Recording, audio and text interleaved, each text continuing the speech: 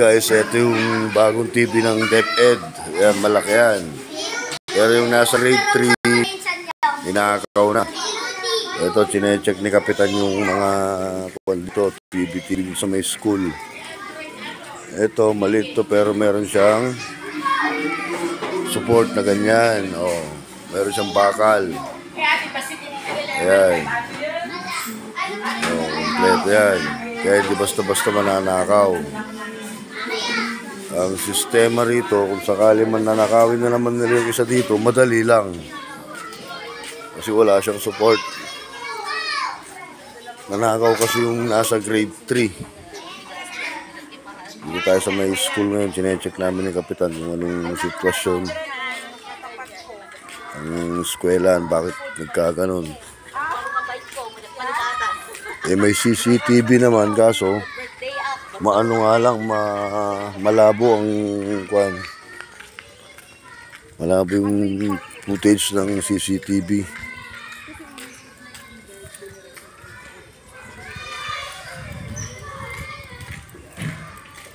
Ito, ginagayad ko lang saglit si Boss Kapitan at chinecheck niya yung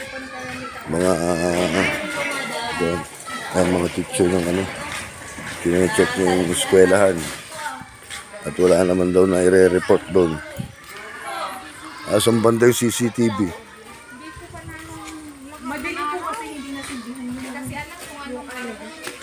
Tinaon na kwanto nung piyestang patay.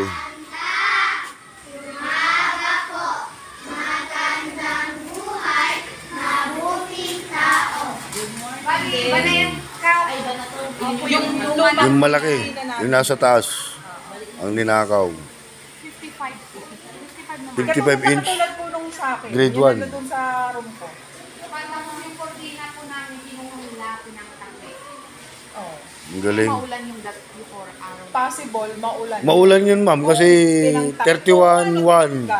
Umuulan yun. Oh. Malamang, pinantag. Ang galing. Umuulan nung araw na yun. 31-1. Umuulan yun.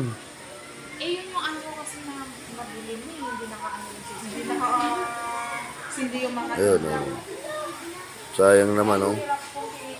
Kagabi, ilang oras na akong tumitingin, wala akong nakikitang baka. Pati yung pinaghukan niya, o binaba mo lang yung pinaghukan niya na? Tinanggal. Pinaghukan niya. Ha? Doon. Ayan na talaga Ayan yun. na yan. Hindi niya tinanggal. Kung pinakam, hindi rin niya tinanggal yan. At least mayroon akong pinagsabitan ng TV ngayon. Sa bagay. Kasta. May padlock na. Nalangadalang ko ata. Kasi dalawa na. Pukpukan dalang martilyo ata. Dala natin, tangat dala mo. Kailangan na. Saka yung sampot din ka. Opo. Kinuhanan din sila.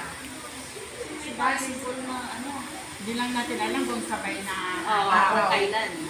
Bagay yung week lang na ito. Kaya nag-coordinate sila sa dito kung ano nakita sa CCTV. Yung ano yung hinihintay ko yung kumultay na rin. Ayun, wala namang ma-antay na report si Kapitan. Kaya di natin. Ito kasi, may mga CCTV dito. Pero pag may gumawa ng kalokohan dito, madilim, hindi rin makikita. Kaya sa lahat ng mga kawatan dyan, sana naman piliin nyo naman yung kanyang ninanakawan. Hindi yung eskwelahan na ito eh. Makonsensya naman kayo. And that's all from now, mga kapangsi. Once again, ito si Axel G. Sa vlog na hindi man kumikita, but ang driver and sweet lover. Goodbye.